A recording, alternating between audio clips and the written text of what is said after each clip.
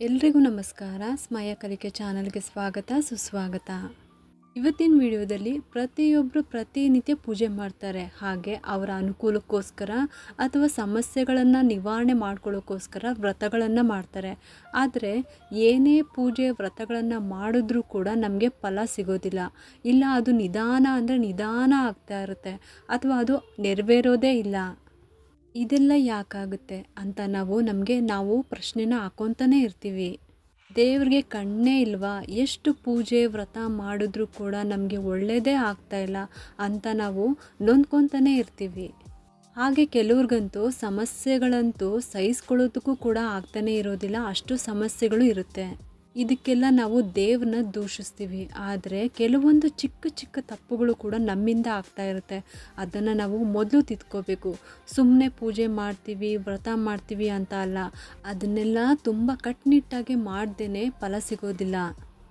ಈಗ ನಾನು ಹೇಳುವಂಥ ವಿಷಯ ಚಿಕ್ಕದೇ ಇರ್ಬೋದು, ಇಲ್ಲ ಇಷ್ಟೇನಾ ಅಂತಲೂ ಅನ್ನಿಸ್ಬೋದು ನಿಮಗೆ. ಆದರೆ ಅದನ್ನು ಎಷ್ಟು ಜನ ಪಾಲಿಸ್ತಾ ಇದ್ದೀರಾ ಅನ್ನೋದು ತುಂಬಾ ಮುಖ್ಯ ಅಲ್ವಾ? ಕೆಲವ್ರಿಗೆ ಗೊತ್ತಿರುತ್ತೆ, ಕೆಲವ್ರಿಗೆ ಗೊತ್ತಿರೋದಿಲ್ಲ. ಸೊ ಇದಕ್ಕೆಲ್ಲ ಉತ್ತರನ ನಾವು ಇವತ್ತಿನ ವಿಡಿಯೋದಲ್ಲಿ ತಿಳ್ಕೊಳ್ಳೋಣ. ಅದಕ್ಕೂ ಮುಂಚೆ ಇನ್ನು ಯಾರೆಲ್ಲ ನಮ್ಮ ಚಾನಲ್ಗೆ ಸಬ್ಸ್ಕ್ರೈಬ್ ಮಾಡ್ಕೊಂಡಿಲ್ವೋ ಅವರೆಲ್ಲರೂ ಖಂಡಿತವಾಗ್ಲೂ ಸಬ್ಸ್ಕ್ರೈಬ್ ಮಾಡ್ಕೊಳ್ಳಿ ಅಂತ ಹೇಳುತ್ತಾ ಈ ವಿಡಿಯೋನ ಸ್ಟಾರ್ಟ್ ಮಾಡೋಣ ಬನ್ನಿ. ಮೊದಲು ನಾವು ವ್ರತ ಮಾಡುವಾಗಲೇ ಆಗಲಿ, ಪೂಜೆ ಮಾಡುವಾಗಲೇ ಆಗಲಿ, ನಾವೇನು ಮಾಡ್ತೀವಿ, ಗ್ರಂಥಿಗೆ ಅಂಗಡಿಗೆ ಹೋಗ್ತೀವಿ, ಪೂಜೆ ಸಾಮಾನು ತರ್ತೀವಿ. ಹಾಗೆ ಹೂ ಮಾರೋ ಹತ್ತಿರ ಹೂನ ತೊಗೊತೀವಿ. ಇನ್ನು ಹಣ್ಣುಗಳನ್ನು ಸೇಲ್ ಮಾಡೋರ ಹತ್ತಿರ ಹಣ್ಣನ್ನು ತೊಗೊತೀವಿ ಅಲ್ವಾ? ಇದನ್ನೆಲ್ಲ ನಾವು ಖರೀದಿ ಮಾಡಿ ಮನೆಗೆ ತರ್ತೀವಿ. ನಾಳೆಗೆ ಬೇಕಾಗಿರೋ ವಸ್ತುಗಳನ್ನು ನಾವು ಹಿಂದಿನ ದಿನವೇ ತಂದು ಇಟ್ಕೊತೀವಿ. ಇದೆಲ್ಲ ಎಲ್ಲರೂ ಮಾಡುವಂಥದ್ದೇ. ಆದರೆ ನಾವು ಏನೇ ಒಂದು ಈ ಥರ ಪೂಜೆಗೆ ಸಂಬಂಧಪಟ್ಟಿದ್ದು ವಸ್ತುಗಳನ್ನು ತಂದ ನಂತರ ಪೂಜೆಗೆ ಉಪಯೋಗಿಸುವ ಮುಂಚೆನೇ ಈ ಒಂದು ಕೆಲಸವನ್ನು ಮಾಡಬೇಕು. ಆ ಒಂದು ಪೂಜಾ ಸಾಮಾನುಗಳಿಗೆ ಗಂಜಲ ನಿಮ್ಮ ಮನೆ ಹತ್ರ ಇದ್ದರೆ, ಹಸು ಏನಾದ್ರು ಇದ್ದರೆ ಅಲ್ಲಿಂದ ಗಂಜಲನ ಇಟ್ಕೊಂಬಂದು ಪ್ರೋಕ್ಷಣೆ ಮಾಡಬೇಕು. ಗಂಜಲ ಅಂದರೆ ಗೋಮೂತ್ರ. ಅದು ಏನೇ ಆಗಿರಲಿ, ಹೂ ಆಗಿರಲಿ, ಹಣ್ಣಾಗಿರಲಿ, ತೆಂಗಿನಕಾಯಿ ಆಗಿರಲಿ, ವೀಳ್ಯದೆಲೆ ಆಗಿರಲಿ, ಎಲ್ಲದಕ್ಕೂ ಪವಿತ್ರವಾದ ಮುಕ್ಕೋಟಿ ಇರುವ ಹಸುವಿನ ಗೋಮೂತ್ರವನ್ನು ಪ್ರೋಕ್ಷಣೆ ಮಾಡಬೇಕು. ಗಂಜಲ ಅಂದ್ರೇ ಅಪವಿತ್ರವಾಗಿರೋದನ್ನು ಪವಿತ್ರ ಮಾಡೋದು. ಹಾಗೆ ಏನೇ ಒಂದು ಅಂಟು ಮುಂಟು ನೆಗೆಟಿವ್ ಏನೇ ಇದ್ದರೂ ಕೂಡ ಇದೆಲ್ಲ ಶುದ್ಧಿಯಾಗಿ ನಿಮ್ಮ ಪೂಜೆಗೆ ಯಾವುದೇ ಥರ ಅಡೆತಡೆ ಆಗಲಿ ಅಥವಾ ಆ ಕೆಲಸ ಆಗದೆ ಇರೋ ಥರ ಆಗಿರಲಿ ಅದನ್ನೆಲ್ಲ ತಡೆದು ನಿಲ್ಲಿಸಿ ನಿಮ್ಮ ಒಂದು ಪೂಜೆಗೆ ಸಕಾರಾತ್ಮಕ ಶಕ್ತಿ ಬಂದು ನಿಮಗೆ ಒಳ್ಳೆ ಫಲ ಸಿಗೋ ಥರ ಮಾಡುತ್ತೆ. ಅಂಗಡಿಯಿಂದ ತಂದಂಥ ಏನೇ ಒಂದು ಪೂಜಾ ಸಾಮಗ್ರಿಗಳೇ ಆಗಿರ್ಬೋದು, ಅದಕ್ಕೆ ಈ ಗಂಜಲನ ಅಂದರೆ ಗೋಮೂತ್ರವನ್ನು ಚುಮುಕಿಸ್ಬಿಟ್ಟು ಅಂದರೆ ಪ್ರೋಕ್ಷಣೆ ಮಾಡಿಬಿಟ್ಟು ನೀವು ಆಮೇಲೆ ಪೂಜೆಗೆ ಉಪಯೋಗಿಸ್ಕೋಬೋದು. ಹೇಗೆ ಮನೆಯಲ್ಲಿರುವ ಕೆಟ್ಟ ಶಕ್ತಿ, ಕೆಟ್ಟ ದೃಷ್ಟಿಗಳನ್ನು ತೆಗೆಯುತ್ತೋ, ಕೆಟ್ಟ ಶಕ್ತಿಗಳನ್ನು ಹತ್ತಿರಕ್ಕೂ ಬರ್ದಂಗೆ ಇರೋ ಥರ ಕಾಪಾಡುತ್ತೋ, ಹಾಗೆಯೇ ನಾವು ಪೂಜೆಗೆ ಆ ಒಂದು ನಿಯಮವನ್ನು ಪಾಲಿಸಬೇಕು. ಪ್ರತಿದಿನದ ಪೂಜೆಗೆ ಆಗಿರಲಿ, ಅಂದರೆ ಹೂ ತರ್ತೀರಾ, ಆ ಹೂನೇ ಆಗಿರಲಿ, ಒಂದು ಚೂರು ಗಂಜಲನ ಪ್ರೋಕ್ಷಣೆ ಮಾಡಿ ನಂತರ ದೇವರಿಗೆ ಮುಡಿಸ್ಬೇಕು. ಇದನ್ನೆಲ್ಲ ಒಂದು ದಿನಕ್ಕೆ ಅಂತ ಮಾಡೋದಿಲ್ಲ. ನೀವು ಯಾವಾಗ ದೇವರ ಸಾಮಗ್ರಿಗಳನ್ನು ತರ್ತಿರೋ ಅಂಗಡಿಯಿಂದ, ಹೂ ತರೋದೇ ಆಗಿರ್ಬೋದು ಅಥವಾ ಹಣ್ಣುಗಳನ್ನೇ ತರೋದೇ ಆಗಿರ್ಬೋದು, ಇಲ್ಲ ಪೂಜಾ ಸಾಮಾನುಗಳನ್ನೇ ತರೋದೇ ಆಗಿರ್ಬೋದು, ಅವಾಗೆಲ್ಲನೂ ಕೂಡ ಒಂದ್ಸಲ ಪ್ರೋಕ್ಷಣೆ ಮಾಡಿದ್ರೆ ಸಾಕು. ಈ ಗೋಮೂತ್ರದಿಂದ ಅದು ಖಾಲಿ ಆಗೋವರೆಗೂ ಮತ್ತೆ ಮತ್ತೆ ಪ್ರೋಕ್ಷಣೆ ಮಾಡಬೇಕು ಗೋಮೂತ್ರದಿಂದ ಅಂತ ಏನೂ ಇಲ್ಲ. ಅಂಗಡಿಯಿಂದ ತಂದ ಮೇಲೆ ಈ ಕೆಲಸವನ್ನು ಮಾಡಬೇಕು. ನೀವು ಅಂಗಡಿಯಿಂದ ತಂದಂಥ ಪೂಜಾ ಸಾಮಾನುಗಳಿಗೆ ಒಂದ್ಸಲಿ ಗೋಮೂತ್ರದಿಂದ ಪ್ರೋಕ್ಷಣೆ ಮಾಡಿ ಆಮೇಲೆ ಆ ಪೂಜಾ ಸಾಮಾನುಗಳು ಖಾಲಿ ಆಗೋವರೆಗೂ ಮತ್ತೆ ಮತ್ತೆ ಗೋಮೂತ್ರವನ್ನು ಪ್ರೋಕ್ಷಣೆ ಮಾಡಬೇಕು ಅಂತ ಏನೂ ಇಲ್ಲ. ಯಾವಾಗ ನೀವು ಅಂಗಡಿಯಿಂದ ತರ್ತೀರೋ ಆವಾಗ ಮಾತ್ರ ನೀವು ಗೋಮೂತ್ರದಿಂದ ಪ್ರೋಕ್ಷಣೆ ಮಾಡಿಕೊಂಡ್ರೆ ಸಾಕು. ಇದಾದ ನಂತರ ವೀಳ್ಯದೆಲೆನ ದೇವರಿಗೆ ಉಪಯೋಗಿಸುವಾಗ ಅದನ್ನು ನೀರಿನಲ್ಲಿ ತೊಳ್ಕೊಬೇಕು. ಆಮೇಲೆ ದೇವರಿಗೆ ಉಪಯೋಗಿಸ್ಬೇಕು.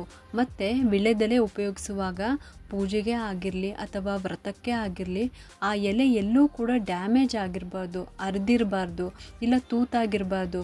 ಚೆನ್ನಾಗಿರುವ ಎಲೆನ ಇಡಬೇಕು. ಇನ್ನು ವ್ರತಕ್ಕೆಲ್ಲ ಆದಷ್ಟು 2 ಬಟ್ಟಲು ಅಡಿಕೆನ ಉಪಯೋಗಿಸಿದ್ರೆ ತುಂಬ ಅಂದರೆ ತುಂಬ ಒಳ್ಳೆಯದು. ಅಂದರೆ ಗುಂಡಡಿಕೆ ಅಥವಾ ಬಟ್ಟಲು ಅಡಿಕೆನ ಉಪಯೋಗಿಸ್ಬೋದು. ನಾವು ಏನೇ ವ್ರತ ಆಗಿರಲಿ ಅಥವಾ ಪೂಜೆ ಆಗಿರಲಿ, ಪ್ರತಿನಿತ್ಯದ ಪೂಜೆ ಆಗಿರಲಿ, ನಾವು ಮಾಡುವಾಗ ದೀಪ ಹಚ್ಚಿದ ನಂತರ ಇನ್ನು ಪೂಜೆ ಪೂರ್ತಿಯಾಗಿ ಮುಗಿಯೋವರೆಗೂ ಕೂಡ ನಾವು ಮಾತಾಡಬಾರ್ದು. ಯಾರ ಜೊತೆನೂ ಕೂಡ ಮಾತಾಡಲೇಬಾರ್ದು. ಮೌನವಾಗಿದ್ದು ದೇವರನ್ನ ಮನಸ್ಸಿನಲ್ಲಿ ಆರಾಧನೆ ಮಾಡ್ತಾ ಪೂಜೆನ ಮಾಡಬೇಕು. ಈ ಕಾರಣಕ್ಕೆ ನೀವು ದೀಪ ಹಚ್ಚೋಕ್ಕಿಂತ ಮುಂಚೆನೇ ಎಲ್ಲ ಬೇಕಾಗಿರುವ ವಸ್ತುಗಳನ್ನು ನಿಮ್ಮ ಹತ್ತಿರನೇ ಇಟ್ಕೊಳ್ಳಿ. ಯಾಕೆಂದರೆ ಯಾವುದಾದ್ರೂ ಬೇಕಿರುವಂಥ ವಸ್ತುಗಳನ್ನು ನಿಮ್ಮ ಮನೆಯವರ ಹತ್ತಿರ ಕೇಳಬೇಕಾಗುತ್ತೆ. ಸೊ ಇದಕ್ಕೆಲ್ಲ ಮೊದಲೇ ನಿಮ್ಮ ಹತ್ತಿರ ಎತ್ತಿ ಇಟ್ಕೊಂಡ್ರೆ ತುಂಬಾ ಒಳ್ಳೆಯದು. ಇನ್ನು ನೀವು ಹೊಸ್ತಿಲ ಪೂಜೆ ಮಾಡುವ ಮುಂಚೆ ಮೊದಲು ಸೂರ್ಯ ದೇವನಿಗೆ ಊದ್ಗಡ್ಡಿಯಿಂದ ಬೆಳಗ್ಗೆ ನಮಸ್ಕಾರ ಮಾಡ್ಕೊಳ್ಳಿ. ಆನಂತರ ಹೊಸ್ತಿಲಿಗೆ ಪೂಜೆ ಮಾಡಿ ತುಳಸಿ ಕಟ್ಟೆಗೆ ಪೂಜೆ ಮಾಡ್ಕೋಬೇಕು. ಮನೆಯ ಒಳಗಡೆ ದೇವ್ರ ದೀಪ ಹಚ್ಚಿದ ನಂತರ ಮೊದಲ ಪೂಜೆ ಬಂದು ಹೊರಗಡೆ ಸೂರ್ಯ ದೇವನಿಗೆ ಪೂಜೆ ಮಾಡಿ ಆನಂತರ ಮನೆಯ ಒಳಗಡೆ ಪೂಜೆ ಮಾಡಬೇಕು. ಇನ್ನು ನೀವು ದೇವರ ಸ್ತೋತ್ರಗಳನ್ನು ಹೇಳುವಾಗ ಯಾವಾಗಲೂ ಒಂದು ಮಣೆ ಮೇಲೋ ಅಥವಾ ಚಾಪೆ ಮೇಲೋ ಅಥವಾ ಮಡಿ ಬಟ್ಟೆನ ಹಾಕ್ಕೊಂಡು ಅದ್ರ ಮೇಲೆ ಕೂತ್ಕೊಂಡು ಸ್ತೋತ್ರ ಪಠನೆ ಮಾಡಬೇಕು. ಹಾಗೆ ಒಂದ್ಸಲಿ ಕೂತ ಮೇಲೆ ನೀವು ಆ ಪೂರ್ತಿ ಎಲ್ಲ ಸ್ತೋತ್ರಗಳನ್ನು ಪಠನೆ ಮಾಡಿದ ಮೇಲೆ ಅಥವಾ ಹೇಳಿದ ಮೇಲೆ ನೀವು ಮೇಲಕ್ಕೆ ಎದ್ದೊಳ್ಬೇಕು. ಅದಕ್ಕೂ ಮುಂಚೆ ಎದ್ದೊಳೋದಕ್ಕೆ ಹೋಗಬಾರ್ದು. ಇದಕ್ಕೋಸ್ಕರನೇ ಏನೇ ಒಂದು ಅವಶ್ಯಕತೆ ಇರುವ ವಸ್ತುಗಳು ಬೇಕಾದಾಗ ನೀವು ಸ್ತೋತ್ರ ಪಠನೆ ಮಾಡೋಕ್ಕಿಂತ ಮುಂಚೆ ಎಲ್ಲನೂ ನಿಮ್ಮ ಹತ್ರ ಇಟ್ಕೊಂಡ್ರೆ ಒಳ್ಳೆಯದು. ಒಂದ್ಸಲಿ ನೀವು ಕೂತ್ಕೊಂಡು ಸ್ತೋತ್ರ ಹೇಳುವಾಗ ಯಾವುದೇ ಕಾರಣಕ್ಕೂ ಅವಾಗವಾಗ ಎದ್ದು ಹೋಗಬಾರ್ದು. ಇಲ್ಲ ಮಧ್ಯದಲ್ಲಿ ಮಾತಾಡೋದು, ನಿಮ್ಮ ಮನೆಯವ್ರ ಜೊತೆ ಇದೆಲ್ಲ ಮಾಡಲೇಬಾರ್ದು. ಇನ್ನು ಪೂಜೆ ಮಾಡೋಕ್ಕಿಂತ ಮುಂಚೆ ಕೈಗೆ ಬಳೆ, ಹಣೆಗೆ ಕುಂಕುಮ, ಜಡಿಗೆ ಹೂನ ಮುಡಿದುಕೊಂಡು ಹಾಗೇನೆ ಪೂಜೆ ಎಲ್ಲ ಆದಮೇಲೆ ಮತ್ತೆ ದೇವ್ರ ಮನೆಯಲ್ಲಿ ಇರುವ ಅರಿಶಿನ ಕುಂಕುಮನ ಇಟ್ಕೊಂಡು ಮತ್ತೆ ಒಂದು ಬಿಡಿ ಹೂನ ದೇವ್ರ ಹತ್ರ ಹಾಕಿರ್ತೀರಲ್ವ, ಆ ಒಂದು ಬಿಡಿ ಹೂನ ತೊಗೊಂಬಿಟ್ಟು ತಲೆಗೆ ಮುಟ್ಕೊಳ್ಳಿ. ಇದು ಒಂದು ನಾವು ಮಾಡಿರೋ ಪೂಜೆಯ ಪ್ರಸಾದ ಅಂತ ತಿಳ್ಕೊಬೇಕು. ಇನ್ನು ನಾವು ಮಡಿ ಬಟ್ಟೆ ಅಂತ ಹೇಳ್ತೀವಿ, ಶುಭ್ರವಾದ ಬಟ್ಟೆ ಅಂತಲೂ ಹೇಳ್ತೀವಿ. ಬಟ್ಟೆನ ಒಗೆದ್ಬಿಟ್ಟು ಅದನ್ನು ಎತ್ತಿ ಇಟ್ಟು ನಂತರ ಉಪಯೋಗಿಸಿದರೆ ಅದು ಒಂದು ರೀತಿಯೇ ಮಡಿ ಬಟ್ಟೆ ಅಂತಲೂ ಹೇಳ್ತೀವಿ. ಆದರೆ ನಾವು ಮಡಿ ಬಟ್ಟೆನ ಹಾಕೋಕ್ಕಿಂತ ಮುಂಚೆ ಒಂದು ಚೂರು ಆಗತಾನೆ ಹಿಡ್ದಿರುವ ಗಂಜಲವನ್ನು ಒಂದು ಚೂರು ಅಂದರೆ ಗೋಮೂತ್ರ ನಿಮ್ಮ ಬಟ್ಟೆಗೆ ಹಾಕಿ ಪ್ರೋಕ್ಷಣೆ ಮಾಡ್ಕೊಳ್ಳಿ. ಕೆಲವರು ಈ ಗೋಮೂತ್ರ ವಾಸನೆ ಬರುತ್ತೆ ಅಂತ ಹೇಳ್ಬೋದು. ಆದರೆ ನಾನು ಹೇಳ್ತಿರೋದು ಒಂದು ಚೂರು ಅಂದರೆ ಚುಮುಕ್ಸ್ಬೇಕು ಗೋಮೂತ್ರವನ್ನು, ಅಷ್ಟು ಹಾಕಿದ್ರೂ ಸಾಕು. ಈ ರೀತಿ ಮಾಡೋದ್ರಿಂದ ನೀವೇನು ಪೂಜೆ ಮಾಡಿದರೂ ಕೂಡ ಮಡಿಯಿಂದ ಮಾಡಿರುವ ಪೂಜೆ ಸ್ವಲ್ಪ ನಿಧಾನವಾದ್ರೂ ಅದು ಆ ಕೆಲಸ ಹಾಗೇ ಆಗುತ್ತೆ. ಸ್ವಲ್ಪ ನಾವು ಕೂಡ ತಾಳ್ಮೆಯಿಂದ ಕಾಯಬೇಕು ಅಷ್ಟೇ. ಏಕೆಂದರೆ ದೇವರ ಹತ್ತಿರ ನಾವು ಬೇಡ್ಕೊಂಡಾಗ ದೇವರು ನಾವು ಇರುವ ಜಾಗಕ್ಕೆ ಬಂದು ಪರೀಕ್ಷೆ ಮಾಡ್ತಾರಂತೆ. ನಾವಿರುವ ಜಾಗದಲ್ಲಿ ಅಂದರೆ ನಮ್ಮ ಮನೆ ಸುತ್ತ ಸಂಚಾರ ಮಾಡ್ತಾರೆ. ಯಾವುದು ಸರಿ, ಯಾವುದು ತಪ್ಪು, ಫಲನ ಕೊಡ್ಬೋದಾ ಅಥವಾ ಬೇಡವಾ ಅಂತ ಯೋಚನೆ ಮಾಡ್ತಾರೆ. ಇದಕ್ಕೋಸ್ಕರನೇ ಸಮಯವನ್ನು ತಗೊತಾರೆ. ಆದರೆ ನಾವೆಲ್ಲ ಅಂದ್ಕೊಳ್ಳೋದು ನಾನು ಇಂಥ ಸಂಕಲ್ಪ ಮಾಡಿದ್ದೆ ಅದು ಆಗ್ತಾನೇ ಇಲ್ಲ, ನಿಧಾನ ಆಗ್ತಾ ಇದೆ ಅಂತ ಅಂದ್ಕೊತೀವಿ. ಇದಕ್ಕೆ ಇದೇ ಕಾರಣ. ಅದು ದೇವರು ಕೂಡ ತುಂಬ ಅಂದರೆ ತುಂಬ ಯೋಚನೆ ಮಾಡಿ ಕೊಡೋದಕ್ಕೋಸ್ಕರನೇ ನಿಧಾನ ಆಗೋದು ನಮ್ಮ ಕೆಲಸ ಅಷ್ಟೇ.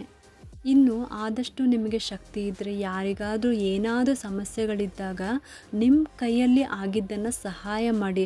ನೆಕ್ಸ್ಟ್ ನಿಮಗೆ ಅವರೇ ಸಹಾಯ ಮಾಡಬೇಕು ಅಂತ ಏನೂ ಇಲ್ಲ, ಅಥವಾ ಅವರೇ ಮಾಡ್ತಾರೆ ಅಂತ ನಿಮ್ಮ ಕಷ್ಟಕ್ಕೆ ಅಂತಲೂ ಅಂದ್ಕೋಬೇಡಿ.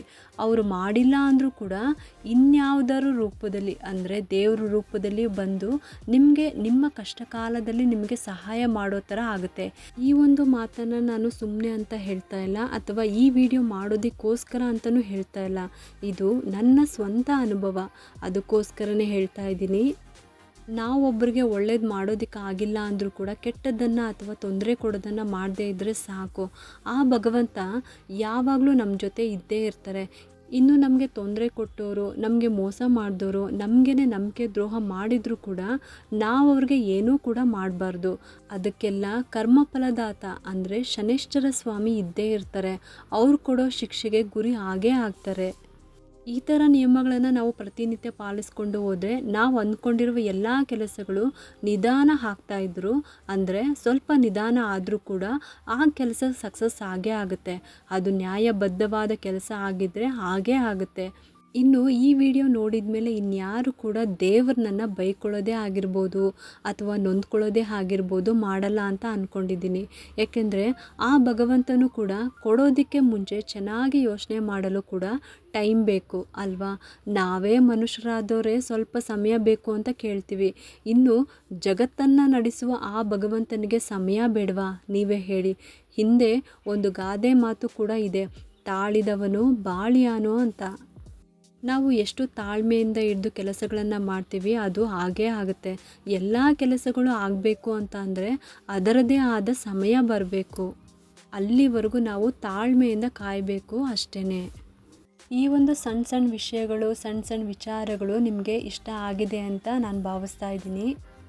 ಈ ಒಂದು ನಿಯಮಗಳು ನೀವು ಕೂಡ ಪಾಲಿಸಲಿ ಅನ್ನೋ ಉದ್ದೇಶದಿಂದ ಈ ವಿಡಿಯೋನ ಮಾಡಿದ್ದೀನಿ. ಎಲ್ಲರಿಗೂ ಈ ಒಂದು ವಿಡಿಯೋ ಇಷ್ಟ ಆಗಿದ್ದರೆ ಒಂದು ಲೈಕ್ ಮಾಡಿ, ಶೇರ್ ಮಾಡಿ ಮತ್ತು ಸಬ್ಸ್ಕ್ರೈಬ್ ಮಾಡಲು ಮರಿಬೇಡಿ. ಏಕೆಂದರೆ ನೀವು ಮಾಡೋ ಒಂದು ಸಬ್ಸ್ಕ್ರೈಬಿಂದ ನಮ್ಮಂತಹ ಸಣ್ಣ ಸಣ್ಣ ಚಾನಲ್ಸ್ಗೆ ಒಂದು ಸಪೋರ್ಟ್ ಮಾಡ್ದಂಗೆ ಆಗುತ್ತೆ. ಮತ್ತೆ ಸಿಗ್ತೀನಿ ಮುಂದಿನ ಹೊಸ ವಿಡಿಯೋದೊಂದಿಗೆ ಅಂತ ಹೇಳುತ್ತಾ ಈ ವಿಡಿಯೋನ ಮುಗಿಸ್ತಾ ಇದ್ದೀನಿ. ಸರ್ವೇ ಜನ ಸುಖಿನೋ ಭವಂತು.